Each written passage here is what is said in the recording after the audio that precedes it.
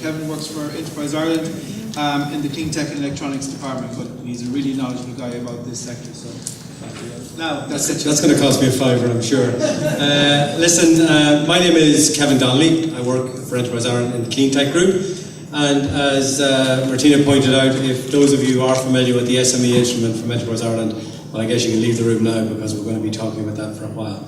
I just want to give you a bit of a flavour of the sort of support that Enterprise Ireland and our sister agencies give, and so that more or less you can come up to us afterwards with some specific questions or whatever. It's not going to be a detailed expose. So, if I can work the... Okay, so I guess, in summary, I'm from the government, I'm here to help. Now, this is a quote from another famous Irish man who can't be with us for several reasons. However, what he was pointing out was that we're not here to run your business. Your business is your business. You know, we won't tell you how to fix the widget, how to build the widget, how to run the software. We're here to help you to do what the country needs you to do, to employ people, to pay your taxes, to build your exports. And that's the point. That's what we're trying to make here.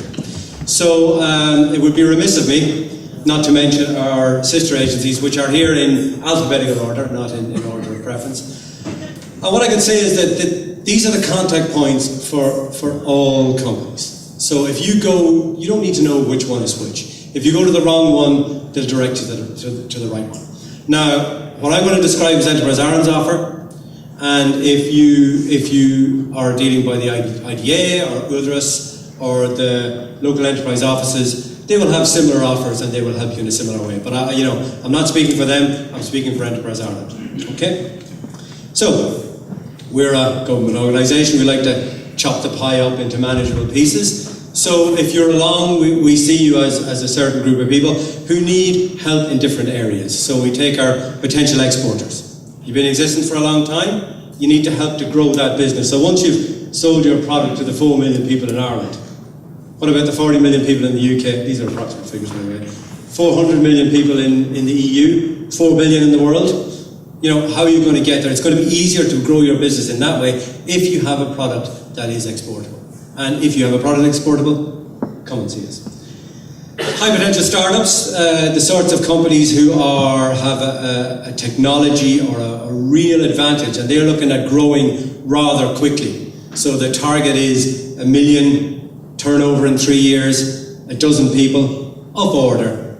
Then that's all about, the problem there is getting money to start up, getting startup money, getting help, getting advice. That's how we help that sort of company. Established companies, you've been around for years and years and years, but you're still employing people, you're still paying your taxes. You still need help with R&D, you still need help to employ more people, you still need help with finances. Again, come to us in that area.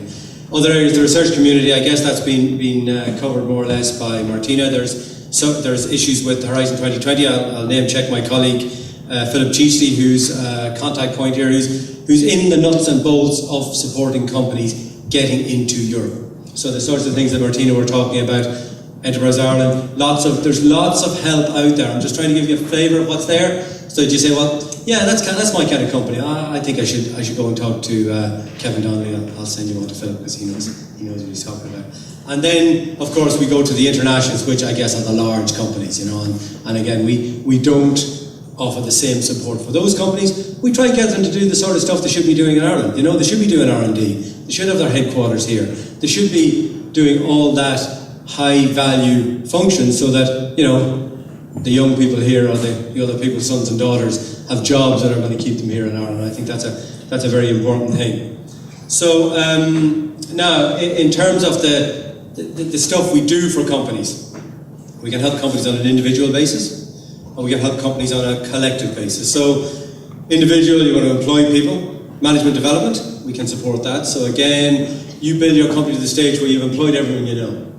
You got to get a scientist, and you don't know any scientists. How do you, I'd know one if I saw one. So how do you actually get the right person in that job?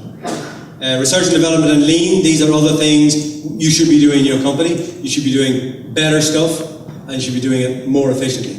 And these are all the things that will help you to grow sustainably into the future, to have that product you can export, to be the best, to be good enough for other people, to put their hand in their pocket and pay you for what you do. That's effective. That's what a company does. You're expecting another person to do that, and you have to give a service that's worthy of that. People don't do that because you're nice. People don't do that because you're worthy. They do it because you do a job that they value and they need you to do. We have a bunch of overseas offices. I think that the number is approximately 40, and represented here by my colleagues Amy and David, who have a delegation over from, I keep saying Holland, I should say the Netherlands. I believe if you're from that part of the world, it's quite an important distinction.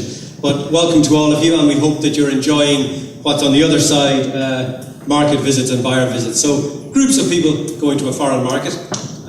Julie Cinnamon, our CEO, is just back from a tough old gig in Australia last week, and obviously the Dutch group coming in here to see how we're running it here in Ireland. We have a market research centre, which is also, it's very important. It's a library.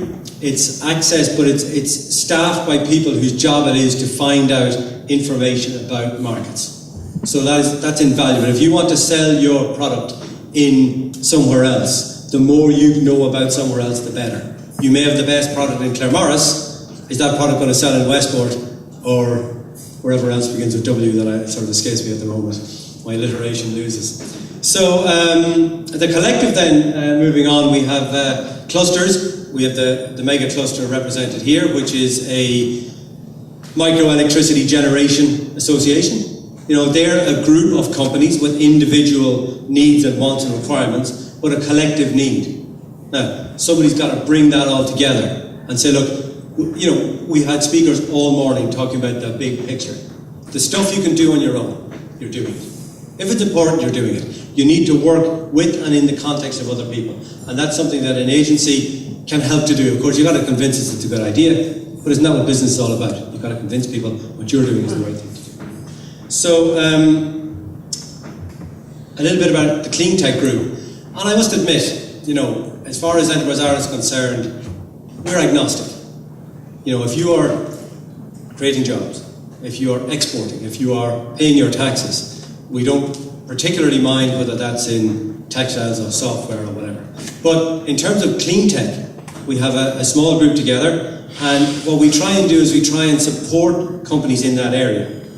So the areas in Ireland that we see either a number of large operations or a large number of operations would be in energy efficiency, renewables and wastewater. And this is back to my earlier point, we like to categorise things. We like to deal with groups of companies, people, activities, so that we can do more for the group than we could for the individual. Give you a slide now on why we think it's important, and then some examples of companies that we've assisted, and maybe you're saying, I'm like those guys, maybe I should go and talk to my development agency. So, if Brendan Dollard, my colleague, wasn't in the audience, I would be claiming this as my own personal data, but Brendan and our colleague Karen Conroy did a little bit of work a couple of years ago and said, where is the activity, the export activity in this clean tech area? And this is where we came up with the idea that energy efficiency, wastewater and renewables are. And this is another one of those busy slides that what I just want you to look at. The purple colours are much taller than the blue colours. And this is a group of our clients, representative cross-section. It's not comprehensive, but what we see is there's a much greater level of activity in exports in 2012 than there was in 2010. Now, the reason we picked 2012 and 2010 is this is a time when a lot of small companies were facing problems at home, right? So that is why we focus on this. It's not just a random thing. It doesn't mean if you're in this area you'll make a great business, but it's out there to get, and I guess that's a start.